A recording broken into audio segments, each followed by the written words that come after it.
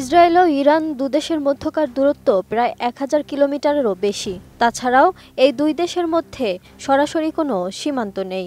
আর তাই সম্প্রতি এই দুই দেশের মধ্যে পাল্টাপাল্টি হামলার পরপরই সবচেয়ে বড় প্রশ্ন উঠেছে, ইসরায়েলি অস্ত্র ও ড্রোন কিভাবে ইরানে পৌঁছালো।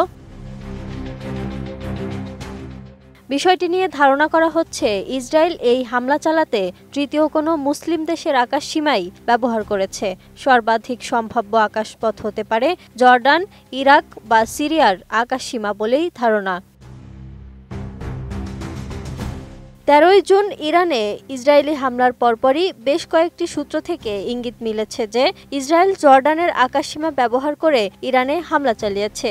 যদিও দ্রুতই এ বিষয়ে প্রতিক্রিয়া জানিয়ে জর্ডান স্পষ্ট করে জানিয়ে দিয়েছেন যে তারা কোনো পক্ষেরই যুদ্ধক্ষেত্র হবেন না।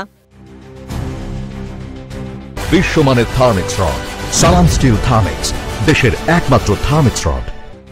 তবে জর্ডানের এই বক্তব্য ইরানিদের সন্দেহ দূর করতে পারেনি। আর তাই ইরানের সর্বোচ্চ নেতা আয়াতুল্লাহ খামেনিও কড়া ভাষায় জানিয়ে দিয়েছেন যে শুধু ইসরায়েল বা যুক্তরাষ্ট্র নয়, যারা ইরানে হামলার জন্য নিজেদের আকাশসীমা ব্যবহার করতে দিয়েছে তাদের প্রতিও প্রতিশোধ নেবে ইরান।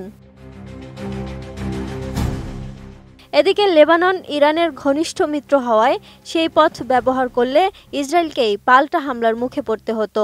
অন্যদিকে সিরিয়া যদিও ইরানের মিত্র হিসেবে পরিচিত, তবু সম্প্রতি পশ্চিমা সমর্থিত সরকার সেখানে ক্ষমতায় এসেছে। এই বদলের কারণে ধারণা করা হচ্ছে হয়তো সিরিয়ার আকাশসীমা ব্যবহার করেও হামলা চালানো হয়ে থাকতে পারে। ইরাক ঐতিহাসিকভাবে ইরানের ঘনিষ্ঠ বন্ধুপ্রতিম দেশ, কিন্তু সেখানে যুক্তরাষ্ট্রের সামরিক উপস্থিতি রয়েছে অনেক বেশি। এর মধ্যে কিছু মাস আগে ইরানের ঘনিষ্ঠ ঘাঁটি আল আসাদ সরিয়ে দেয়া হয়েছে। তাই ইরাকের আকাশসীমা ব্যবহার করাও একদিক থেকে যুক্তিযুক্ত মনে করছেন বিশ্লেষকরা। ইসরায়েল ও ইরানের পাল্টাপাল্টি হামলার ঘটনা ঘটার পর আন্তর্জাতিক মহলে তীব্র উত্তেজনা ছড়িয়ে পড়েছে। বিশেষ করে যেসব দেশের ভূমিকা এই হামলার পথে ছিল তাদের নিয়েই এখন সবচেয়ে বেশি আলোচনা ও উদ্বেগ বাড়ছে।